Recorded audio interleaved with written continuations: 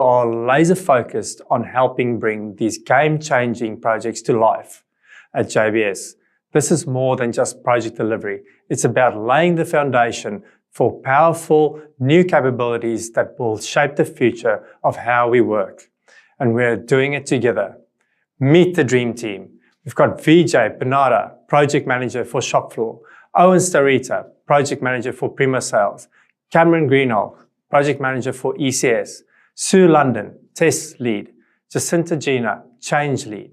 We're also working hand in hand with key business champions like Clayton Williams, Paula White, Luca Morchbacher, and many others to make sure every solution is fit for purpose and aligned with real business needs. Project Horizon is bold, it's transformational, it's exciting, and with your support, we're going to deliver outcomes that truly make a difference. Let's embrace this change, build momentum, and unlock the future together.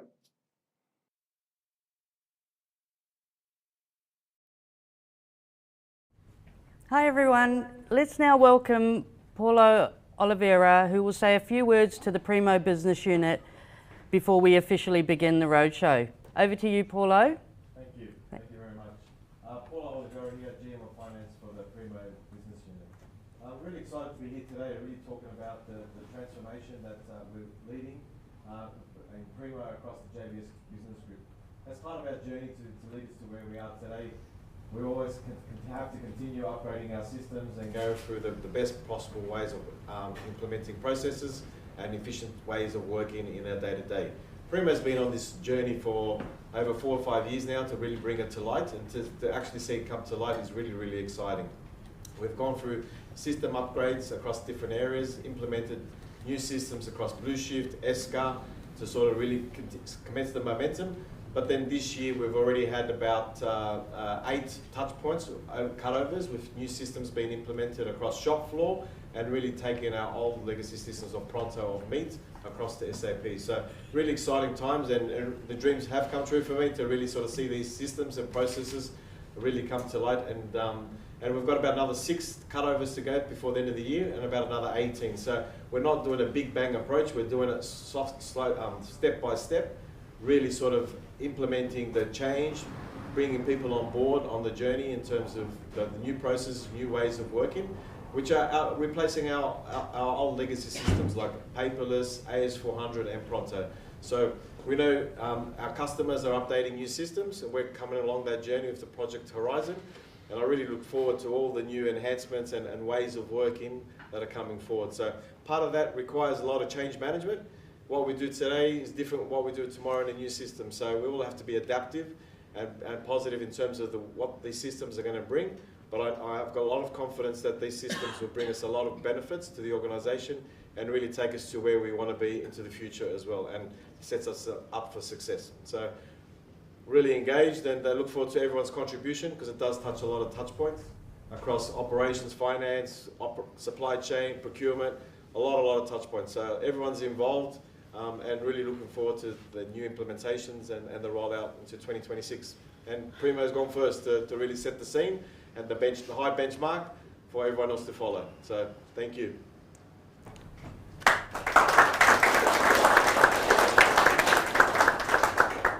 Thank you, Paulo. All right, now please welcome the wonderful Paula White, who will now share insights into what's currently happening on the S4HANA journey. Over to you, Paula. Hi, everyone. I know a lot of you already, but for those who haven't met me before, my role as the project lead for S4 is really about making sure that the business is ready for the implementation and that it goes as smoothly as possible. So if you don't know, we're going live with the replacement of SAP ECC on the 20th of April next year. We've already been working on this project for about a year, with another 5 months to go. So it's getting to the exciting stage now where we're really starting to see how it's going to work and getting the business involved in that as well. The move to S4HANA is setting us up for the future in terms of a faster and more robust system, but most importantly, it's having the capacity to integrate with all of the other systems that are being implemented. You already have heard a little bit about shop floor, but there are other systems that will be implemented that will be affecting the Primo business after the S4 implementation, and we'll hear more about those later today.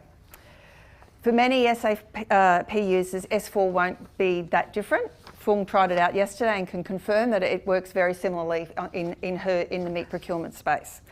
But even though it doesn't seem different from the end user's perspective, that doesn't mean that there's not a lot going on in the background.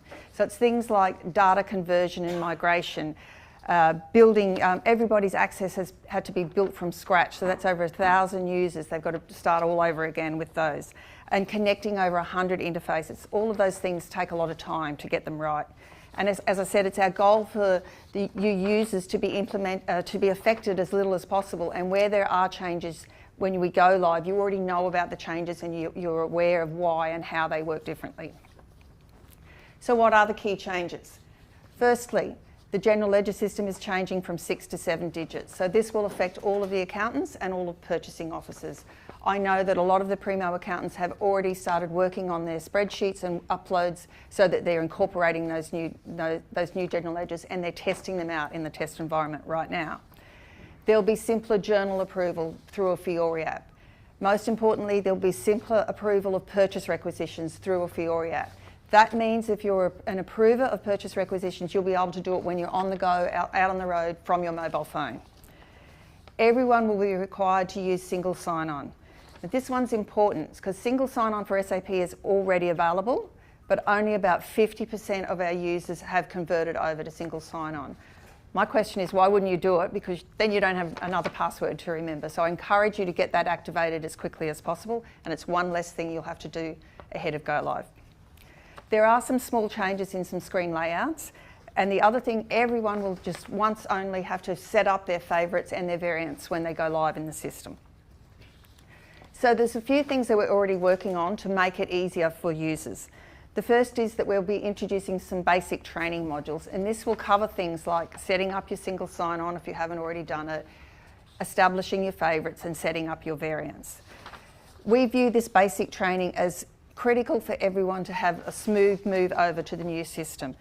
So critical that we're introducing a competition to get our users trained up. So the first team to complete their training will be getting a prize, and Christine's going to talk a little bit more about that later on. We're already conducting regular training in both the accounting space and the purchasing space, and those training sessions will continue ahead of the user acceptance testing and before go live to ensure that everyone has all the information they need. With each round of testing, we're encouraging a greater number of testers to be involved. Our goal is that at go live, 100% of our SAP users will have already logged on to the test environment and completed all their day-to-day tasks so that they're familiar with the sameness and the differences. So where are we on our testing? We're in our third round of testing with one more week to go. As of this morning, we're at 91% of 963 tests have been passed. So we're progressing really well. We're just pushing people just to get those last few tests to be done. That's just an example of how we track it each day, taken from last week. The other part of testing is testing those 106 interfaces. Over 70% of our transactions are posted through an interface, so it's critical that we get all of the interfaces working correctly. The next slide is an example of some of the interfaces, but the main ones that the Primo business would be familiar with are things like sales invoices being posted from Pronto into SAP, updating customer master data flowing from SAP down to Pronto, paperless receipting flowing into SAP. And with the rollout of Shopfloor has been implemented when we're still in the ECC environment, which means the interfaces have been built with ECC, so they need to be rechecked to make sure they'll continue to work when we move over to S4. When we're testing, not everything works perfectly. And that's okay, that's to be expected. We encourage people to test and try and break the system and so that we've got time to look for solutions, to take our time to work out what's gone wrong and how we fix that. So far, we've identified and rectified over 500 issues. That's the benefit of thorough testing. We've got that time to really implement solutions. Because every user's access has had to be rebuilt from scratch, that means that there are people who are experiencing some issues with not being able to access certain transaction codes, but we're resolving those very quickly. I put in a ticket at, 6 p.m. last night, and it was resolved when we started work this morning. Again, the more we resolve now and identify if there's things missing in your access, then the smoother the transition will be and the less issues you'll have when we go live in the system. In this round of testing, we're targeting 250 testers to be involved. I think we might be at about 150 at the moment. So particularly in the plant maintenance space, we encourage some of them when they get an opportunity just to jump on and do all of their regular tasks. In February next year, in our final round of testing, so that's what we call user acceptance testing, and that will be our most extensive testing where we're requiring 100% of the users to log onto the system and perform everything that they do on a day-to-day basis and make sure they know what they'll need to do in the new environment and make sure it's working as they would expect. We'd really appreciate all the leaders to support us in ensuring that people take that time.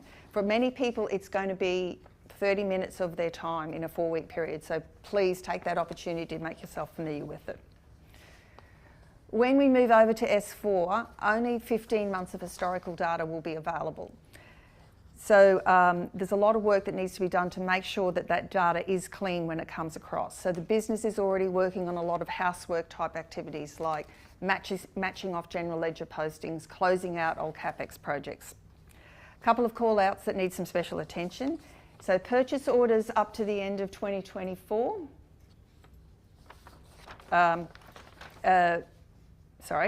Purchase orders up to the end of 2024 should not be still being used. So there's some instances where purchase recs created in previous years are still having new lines added to them. Please make sure that you have a purchase rec raised in the current year if you're going to be adding new lines to it. Many of you will know the expression VIM. And so that is the accounts payable system, where it's a workflow system where invoices flow out to the business where there's action need to be taken. So across the whole business, there's about 300 people who've got invoices sitting in their workflow right now.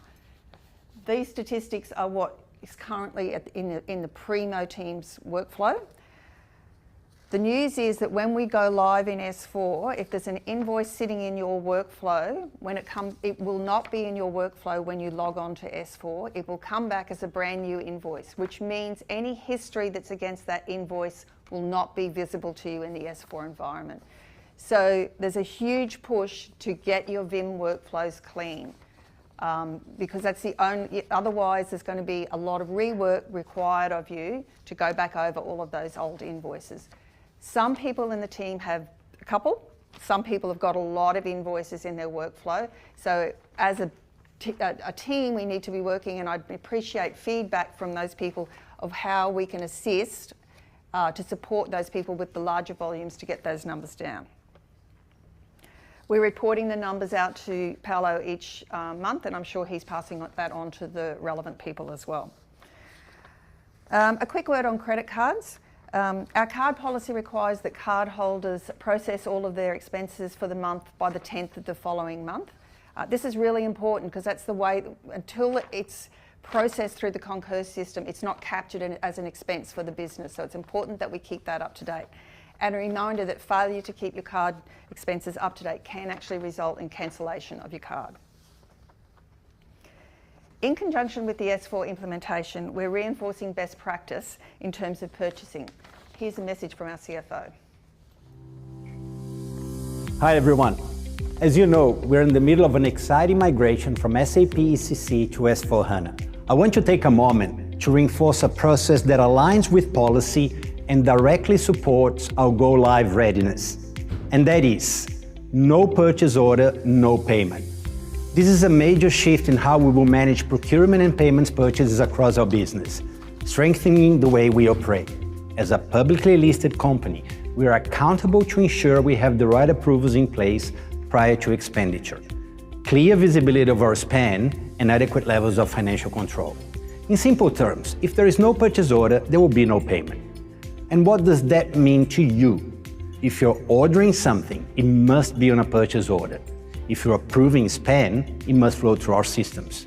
And if you're working with vendors, the PO number must be referenced on their invoice. I know that for some of you, this may feel like a significant shift. I also know that some teams are concerned about the pressure on resources. That's a valid concern. But reality is, as we follow the correct procurement processes from the beginning, We will reduce manual work, increase the effectiveness of our controls, avoid rework, and free up resources to focus on high-value activities. Starting now, we are targeting 75% of all purchases to be raised through a purchase requisition by December. By April next year, we expect to be fully compliant and very close to our 100% target. And whilst I understand that every rule has some exceptions, these will need to be justified and pre-approved by your financial controller and the corporate finance team prior to payment. Every requisition needs to go through the right channel, and this must become standard practice. This is not about making things harder.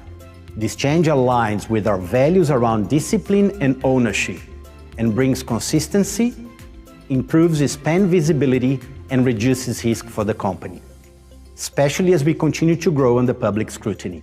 If you have any questions or concerns regarding this change, please reach out to the procurement team or the finance team. Training and further instructions will be provided as needed, and I'm counting on your support and leadership in making this transition successful. Let's make this part of how we work, not just for the go live, but for our future. Thank you. So the target's been set, and the next slide shows you where Primo is today. Again, we're reporting the improvement in that, and I know that various people in the business are working to get more onto purchase order, and hopefully within a couple of months you'll start to see those numbers improve. There's a couple of things that we're doing to support this and support the business in this, and the first is, firstly, I want to acknowledge that for many, this will be a change, right, in the way that you do things. And that's also the case in the corporate team. So we don't, except for in the IT space, we don't use a lot of purchase orders. So there's a lot of people, including myself next week, who are attending purchase requisition training. So we're all in this together to learn this new process. Additionally, we've developed training material, which is available online. So that goes through all of the stages of a purchase order. It's available on the learning management system, and it's the current training material is for the ECC environment, and we will update that to the S4 material just ahead of go live next year. So finally, I just want to reiterate what are the things that we can do to make this S4 implementation as easy as possible for everyone. First thing is complete the basics training. Get your single sign-on set up. Encourage testing, get everyone involved in that last round of testing, and do everything that you currently do and make sure that you can still do it. Housework, cleaning up your VIM, cleaning up your corporate cards and old purchase orders. Start moving now to use purchase orders wherever possible. And finally, talk about S4, ask questions, and there's an opportunity today to ask some questions. Thank you.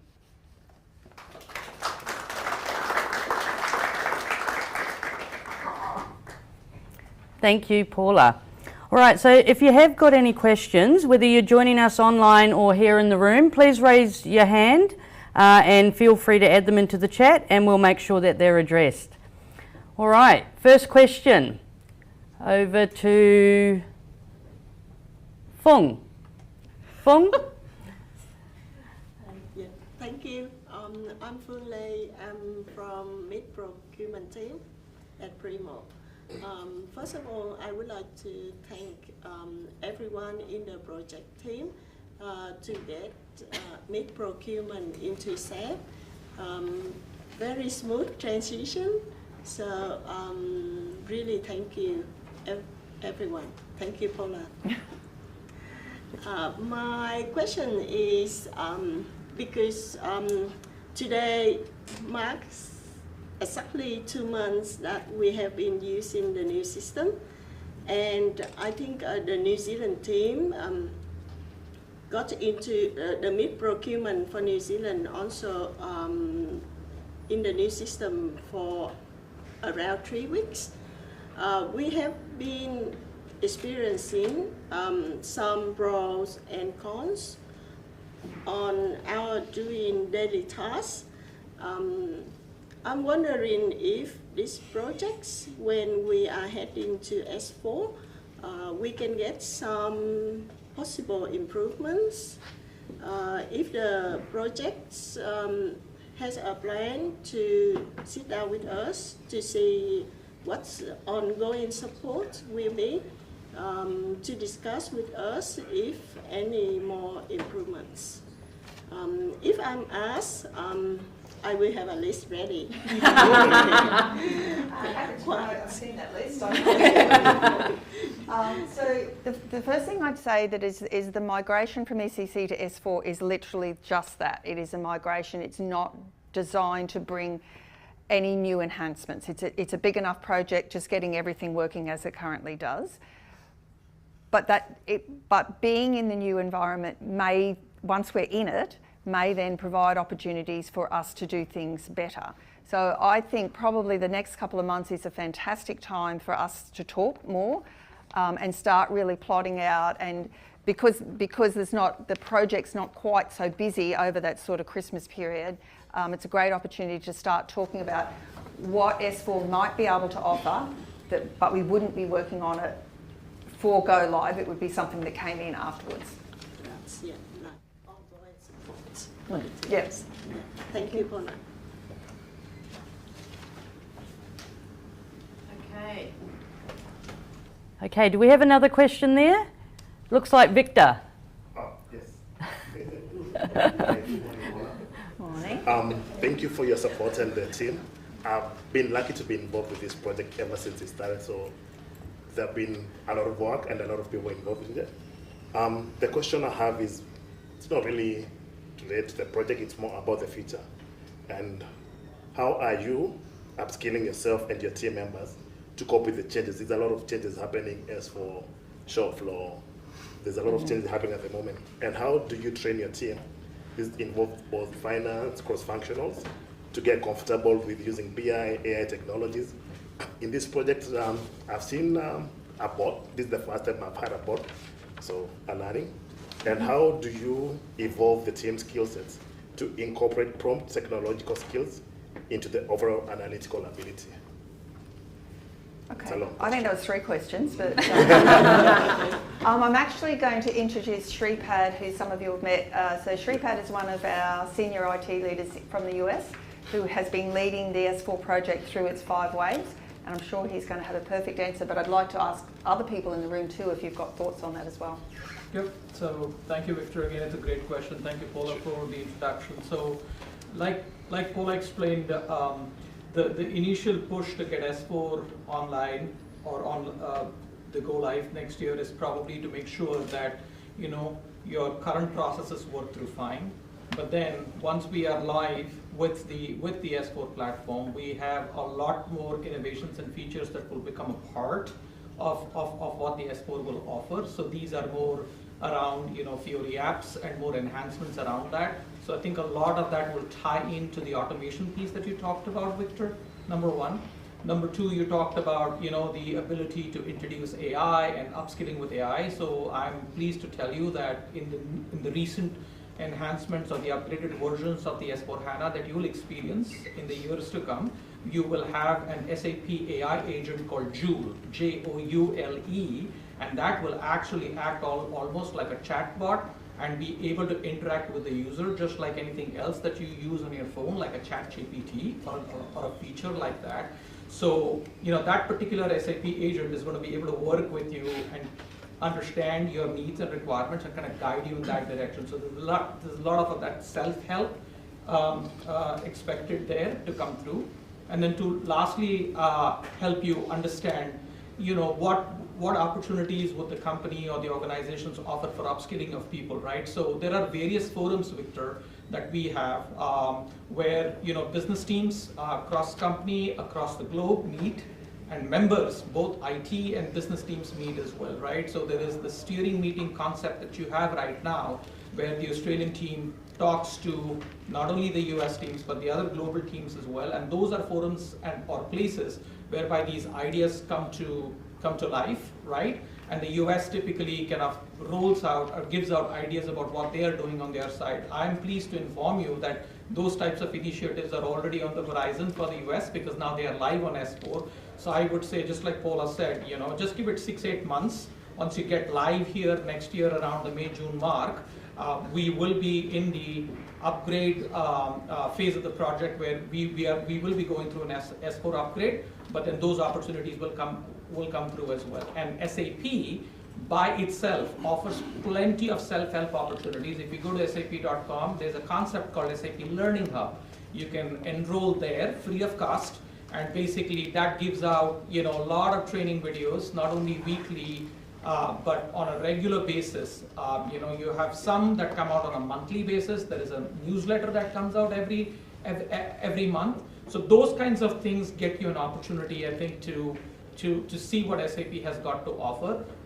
But don't stop interacting with your technology teams and obviously with us there in the US. I know that there are monthly forums, like I said before, that are already in place to take care of that.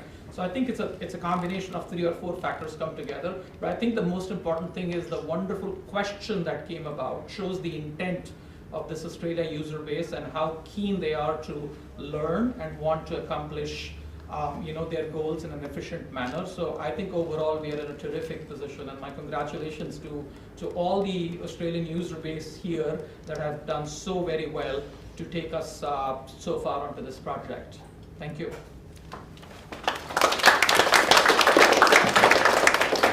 Just to answer your question, Victor, so part of obviously finance and leading finance, it's great to have the implementations already completed in the US, and we're wave 5 of the SAP rollout in terms of the migration to S4HANA. So to really leverage the JBS network in terms of their net understanding and their findings and what learnings they've achieved, we can basically take those on board ourselves.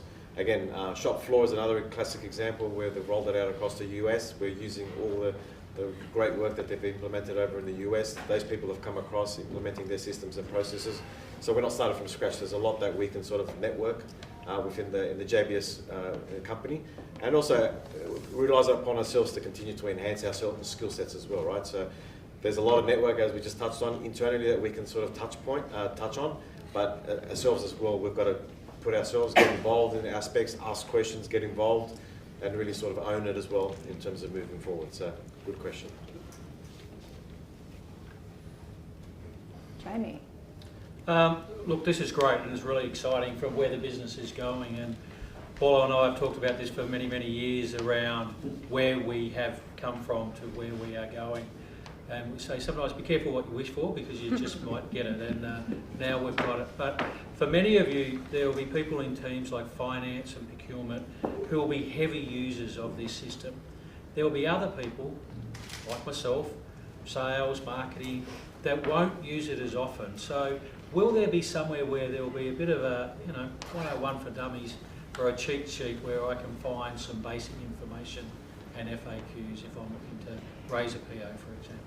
Yes, so we are building out, so we've got that sort of basic training and then we've got specific procurement training. But then out of all of these sessions that we're running, so we're having similar sessions sort of across all the business units, we're building together sort of a frequently asked questions list, which we will publish. But the project team, of course, so you've got business process owners here in Australia, including myself, we're always also available just to ask specific questions. Yeah. And I think if anyone's got any questions, all I should make. But we need to support you, so support everyone. But to Jamie's point, we've got old legacy systems in place today. So replacing those old legacy systems, modernising them, bring them up to the current levels. We all work on iPhones or Samsungs. We use the state-of-the-art technology, and we're bringing that to you guys in the future, the near future. So looking forward to that space. Good.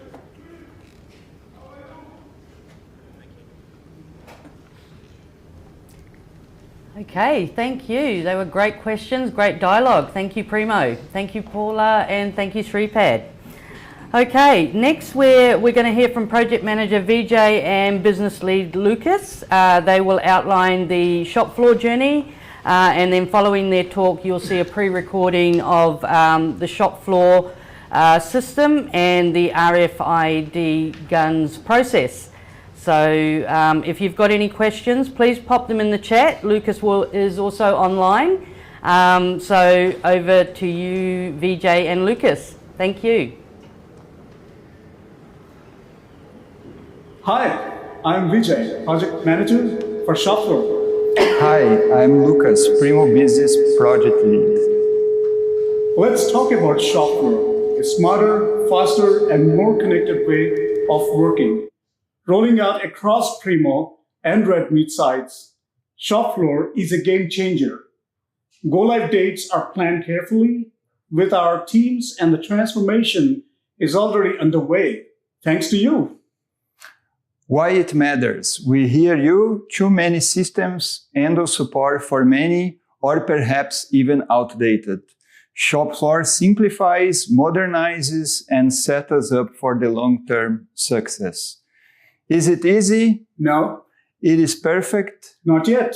But we are learning together. Shopfloor is a homegrown JBS system built for us and shaped by us. Change is happening carefully and the benefits are becoming clear. Shopfloor is live and we are gaining momentum. Primo Production Street, Waco Warehouse Dry Goods and Raw Meat are already up and running with Shopfloor. By year's end, Chulora Dry Goods will join the momentum. And early next year, Waco, finished goods, and all production areas will be fully on board. The transformation is accelerating, and we are just getting started. More Primo sites are in the roadmap. Stay tuned. The transformation continues in the new year. Let's take a look at the system.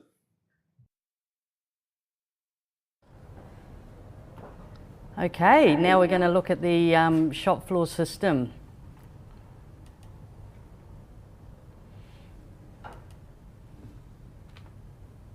From the homepage, we can navigate to three main sections.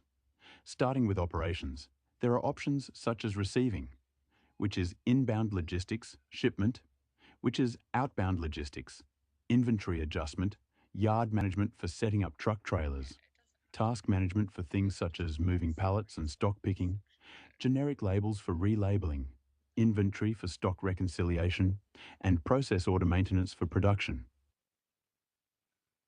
Looking at the detail of the receiving function, you can view vendor maintenance and delivery approval. The star next to an item can be selected as a favorite for quick reference. Clicking on delivery approval, it shows us a screen of available delivery corresponding to purchase orders received from SAP via an interface.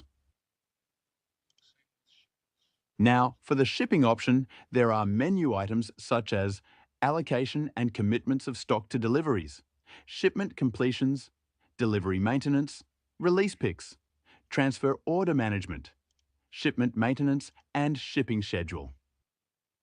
In the administration section, various admin functions can be maintained such as facility, interface elements, setup of things such as user access, and of particular interest is master data.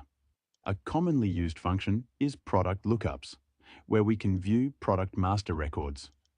For example, we can search by material type, finished goods, and a list of product IDs will appear where you can view details of each one. Clicking on the product ID, we can see various details, starting off with plant code, product ID and description. Additionally, we can also see common product codes, weight parameters, shelf life, units of measure, and GTIN vendor barcodes. We can view or edit several other elements that fully describe each product in the tabs located at the top. In the report section, there is a great variety of reports to provide insights to achieve better data-driven decision-making. Focusing on inventory, we will select Inventory Details. Again, searching my material type, finished goods, you can select Run, and a detailed report will appear with information such as stock availability, stock location, etc. There are some useful features such as changing the view options to full screen, which gives you better visibility of the data. You can drag a specific column header to group the report by that column. Additionally, you can export the data into an Excel format. Overall, Shopfloor is an exciting upgrade from our legacy systems. You can expect improved inventory accuracy, increased operational efficiency, enhanced visibility, compliance and traceability.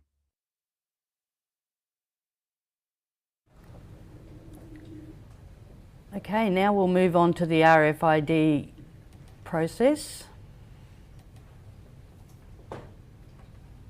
RFID handgun. Some benefits of the system include touchscreen, intuitive, fast and direct interaction, easy navigation with simple taps and keyboard options, system traceability, tracking of data and processes for better accuracy and accountability. All exciting new ways of working. Shop floor. Operators using an RFID handgun. Some benefits of the system.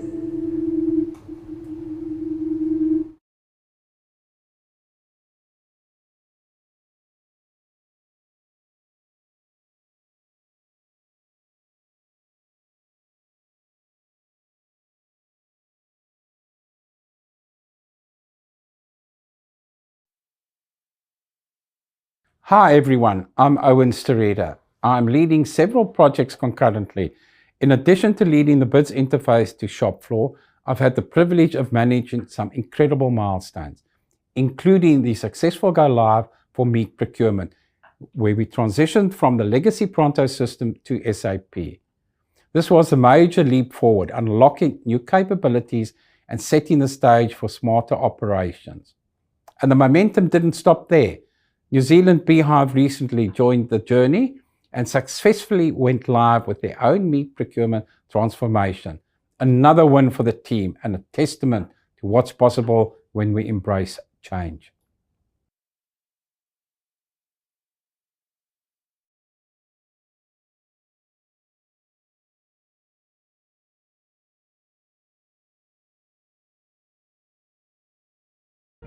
Primo Sales is on the move.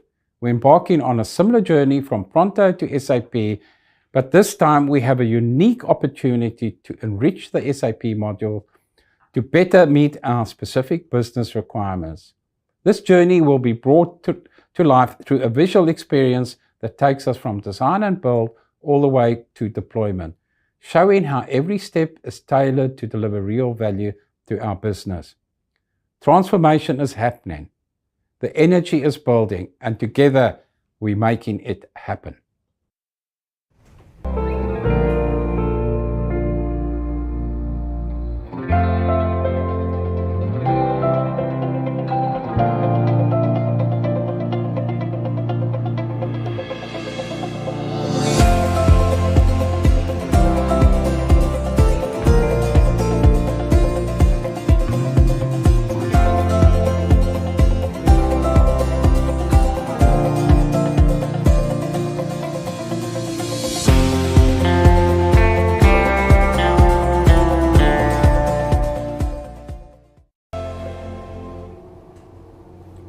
Great stuff, Owen, thank you. Our next speaker brings a deep passion for testing and is eager to highlight its critical role in our work. To reinforce her message, she will present a live demonstration of the testing cycle, offering practical glimpse into its impact and value. Over to you, Sue London. Thank you. Hi everyone, I'm Sue London, Test and Release Manager across Project Horizon. We're delivering exciting changes, but change without control is chaos. Testing is our control mechanism. It's how we protect our time, our data, and our customers. Your involvement in testing ensures the solution works for you, not just in theory. We need your expertise. Only you know how the system should behave in your day-to-day operations. Every bug caught in testing is a crisis avoided in production.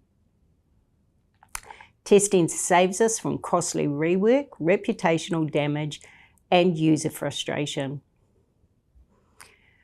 We've seen amazing engagement from teams in testing, and it makes a real difference.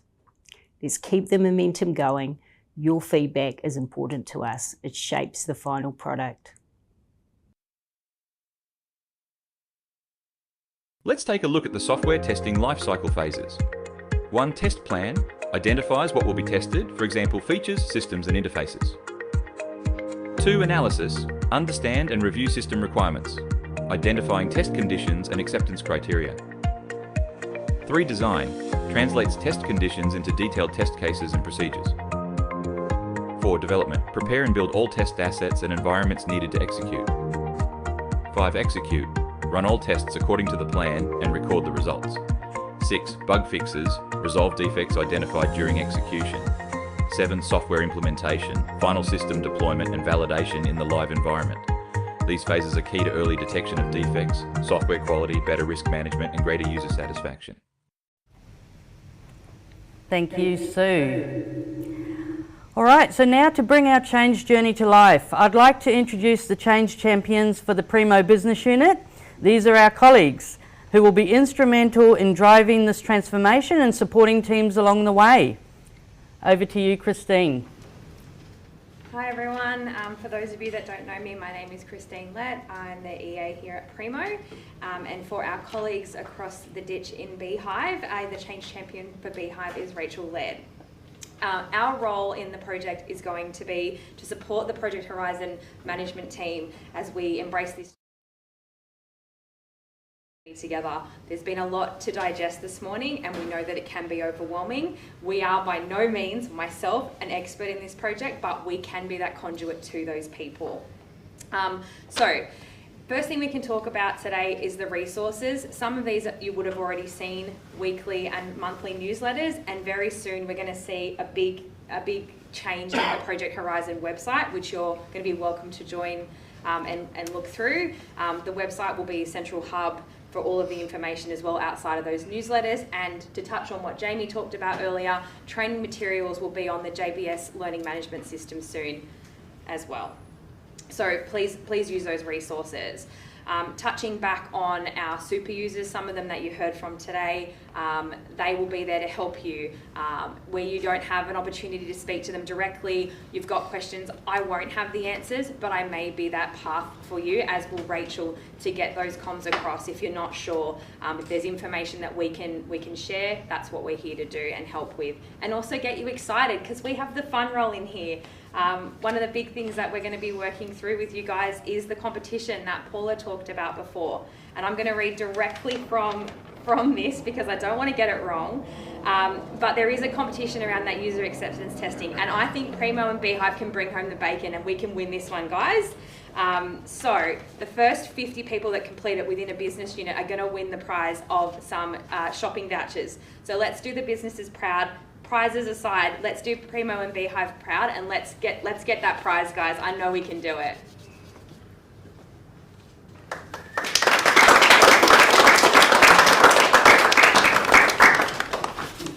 Thank you, Christine. That was really well said. Okay, so that brings us to the end of our roadshow. So thank you very much for being part of it. We've loved having you along. And if there are any further questions, please continue to add them to the chat. We certainly will get back to you. We will put together a FAQ from all the roadshows that we've been on so far, and you will get to see the FAQs that we have generated through the roadshow process. Other than that, if there are any final questions before we wrap up, please go ahead. Otherwise, I will close the roadshow. Thank you very much.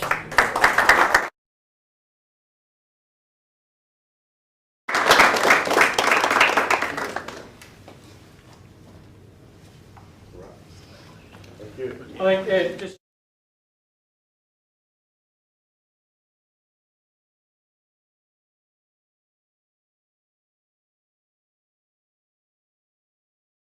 but we'll all give us support. So this is the future. We're on a journey. We're on a transformation, and the business continues to move ahead.